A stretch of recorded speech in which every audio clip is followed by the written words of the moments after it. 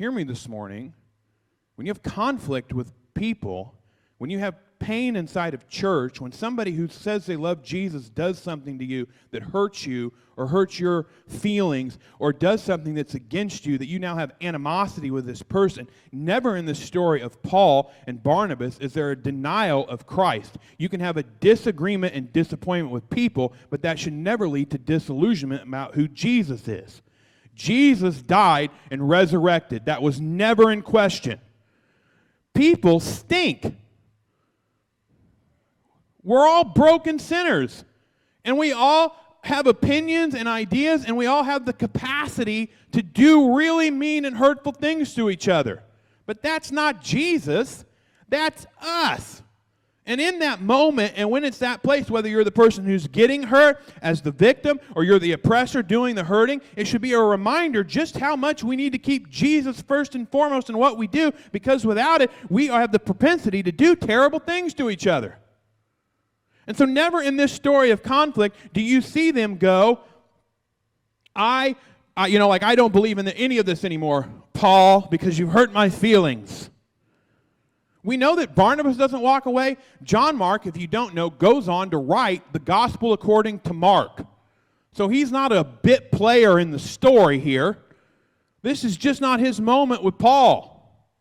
Like, none of these guys deny who they are or what they believe. They just separate, which brings me to the next point. And nobody likes to say this. Nobody wants to hear it. But sometimes in conflict, the best answer is to separate. It's just not to be together. Without going into too much detail, I worked at a church for a lot of years. And in that experience, I felt like it was me versus the people over me. That I was the one who knew how to do it right, and they didn't know how to do it. And so there's this inner thing inside of my spirit of contrarianism and being a rebel, and I'm going to show you, and I'm going to do this, and if you don't like it, I don't care. And when that came to a head, and the people who were over me said, we don't want you to be a part of this anymore, it was devastating. Because I was like, well, no, this is my fight and my war, and why, God, why are you leaving me? Why are you? We had diametrically different definitions of what ministry is. What I had to learn is, just like in the story of Paul and Barnabas, that doesn't mean that those approaches to ministry, one is more right than the other. What it does mean is there's a lot of people in the world who don't know about Jesus. And some of those people don't like the Pastor Pat experience. But they may like that other church experience. And if we're all preaching Jesus, then maybe the best thing is not then to go to war with each other, but it's just to separate and do ministry in separate places and recognize that we're not capable of doing what it is God equipped us to do together. That's conflict. Now, here's the thing about that. I wish I could stand in front of you and go, and it's peaceful and it's easy, and when you go through it, it's just this warm. It is like you're sitting in a cinnamon roll. I don't even know how to describe. No, it's not. It's awful, and it's suffering, and it's isolation. And you get separated from this church body you think you're a part of. And you're like, where? Nobody cares. Like, I'm out here all alone on this island by myself. And God, why have you forsaken me? And why have you forgotten me? And what is this? And what am I supposed to do? And this thing happened, and it's not fair. And I know I'm not supposed to run these people down. I know I'm not supposed to attack these people. I'm trying to be like you, but I feel like I'm getting kicked in the head every minute, and nobody knows it. It's interesting to me then in the context it says what? A sharp disagreement arose amongst them. Sharp there in the Greek means like a puncture wound leading to death. So Luke recognizes that what goes on here is painful and hurtful. Like, if you were doing something, how many of you ever been doing something and you get hurt but nobody else gets hurt, and then you're frustrated, nobody's recognizing just how hurt you are? Like, hello, I'm bleeding to death over here. Does anybody care? Can anybody see my pain? Can anybody see my hurt? And then how many of you have the friend that won't directly say that, but they just constantly are like wagging the thing that's broke in front of you. Like, move your bloody finger. I know you're cut. You're being annoying. Oh, was I doing that? I'm sorry. I didn't mean to. Well, that's because when you have conflict and when you walk through things and when it hurts, that hurts. But sometimes the best thing to do is just remove yourself from the thing that's hurting you, which brings me to my point this morning. If you are in a church, if you're in Vintage, if you go somewhere or whatever, and you don't like what the church is doing, leave. You're detrimental. You are not being helpful. You are not, listen, God's church is not defined by who goes where in what walls. God's church is a collection of all believers on a world scale who all believe Jesus died and resurrected. Where you choose to worship is personal preference. As long as they're doctrinally sound and they're not preaching weird stuff, go there. But if you're like, I go to this church, but I hate the way they do music. I don't like that the guy screams a lot. I don't like the way the chairs feel. I don't like the kids' ministry. I don't like the way people look at me on Tuesdays. I don't. But this is my church. God help me. I've been here for 20 years, and I love the people. You're cancer. Get out. You're not beneficial, and you're not helpful, and that's on you. My kids love to come to me and complain about the other kid. I'm sure that's only my children that do that. And this is what I always say. Jay will be like, Dad, Lena took the TV remote and she won't let me have it, so because she took it, I kicked her in the head. And I'll be like, you're wrong.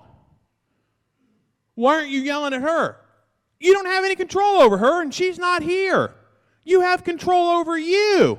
Why are you subjecting yourself to something you don't like, that makes you uncomfortable, that hurts you, that's not fun to be in the middle of, that's physically painful, that you don't support, you don't want people to come to, and you're still showing up? What are you doing? Go somewhere where you can be effective and do ministry, because, hello, there's people in this world who are going to hell, and the church is supposed to be the light of the world, and the enemy has infiltrated the whole thing, and we are just all caught up in these internal squabbles and things where we think, if I can just win this fight, then I can fix this thing, which is my church, instead of going, I can't worship here because all we do is bicker and fight, and I got to go find some place where I can worship. Now, I love you and I care about you and I respect you, but as for right now, what's important is my own spirituality, my own faith, and the fact that the world is dying all around us, and I'm not going to deal with this garbage any longer. So this is what I think. If you don't think that way, God bless you. I'm going to go find someplace else.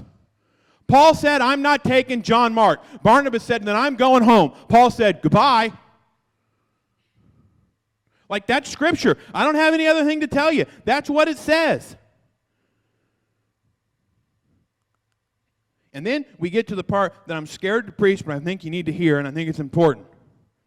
Because this is what happens when you're in conflict and when you're in disagreement and when your life is defined by some sort of mess you've come out of. It's really easy for the enemy then to take how you've been hurt or take whatever the issue was, and that becomes your identity. Except when you read this, the conflict isn't their identity. Who is? Christ. They don't allow the conflict to then become the identity of who they are. Paul does not go back up by Tarsus and start a retreat center for pastors who have insubordinate people underneath of him, so that how to deal with insubordinate church members. Come here, Apostle Paul, talk about all the problems he had with Barnabas. Stinking Barnabas.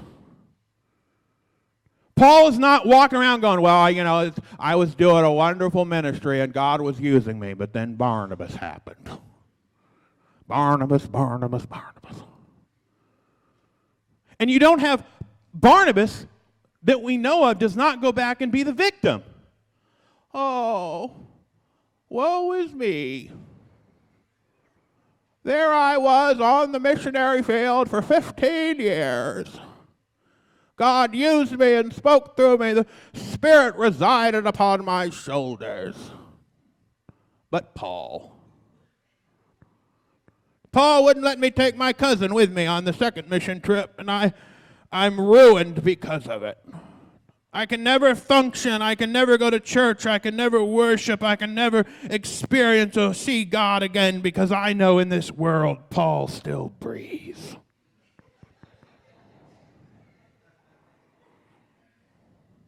But isn't that what we do sometimes? Like, I could have walked out of where I walked out of and could have just set up shop and been like, oh, they're evil, they're terrible, look everything they do, it's awful, hoes. But then I was like, no, like, I made my own bed, and I set up shop where I shouldn't have set up shop. So when God removed it, like God removed it, so good, go do the ministry you want to do.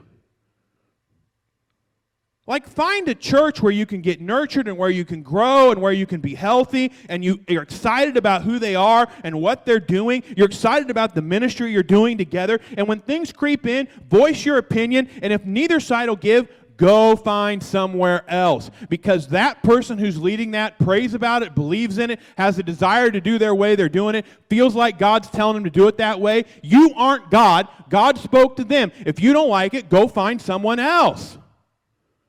Don't make the conflict your identity. Don't set up shop and say, this is where I have to live, this is who I have to be. But before we walk out and you go, that's right, then it's about being contrarian. You can never tell me what to do, and if you don't like it, I'll start my own church, and if you close that church, I'll start another.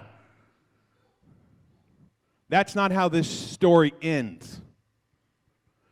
See, you have to leave the Bible in context.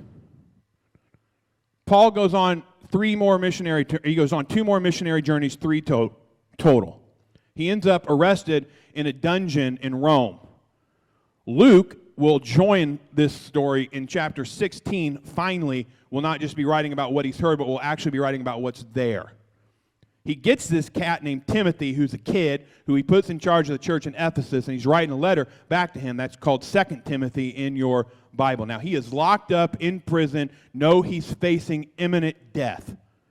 This is basically his last rites letter. And so when you read 2 Timothy, it's written a little different than some of Paul's writing, in that it seems way more personal about, hey, listen, about pastoring, and this is what you're going to go through, and this is what you're going to face. But hold the line, and don't give up, because God's got a plan, and ministry is important, and Christ is still Christ, even as I'm locked in this dungeon. Now, what's interesting is at the end of 2 Timothy, he writes to Timothy to come see him because he doesn't know how long he has. And he says, I am here alone with just Luke. But when you come, I need you to bring me a few things. It's his last meal. These are the things that are the most important to Paul, right? Like, you don't know how long you're going to live. These are the last, like, what do you want me to bring? I'll bring you the last, because I don't know how long you're going to live. Like, what do you want? You know what he asks for? He says, bring to me my cloak. Bring me my books and my parchment. So bring me probably Old Testament, and so something I can write on, because Paul's Paul. And then he says, bring John Mark. Why? Because he says, John Mark, and his words directly are, get Mark and bring him with you, because he's very useful for ministry.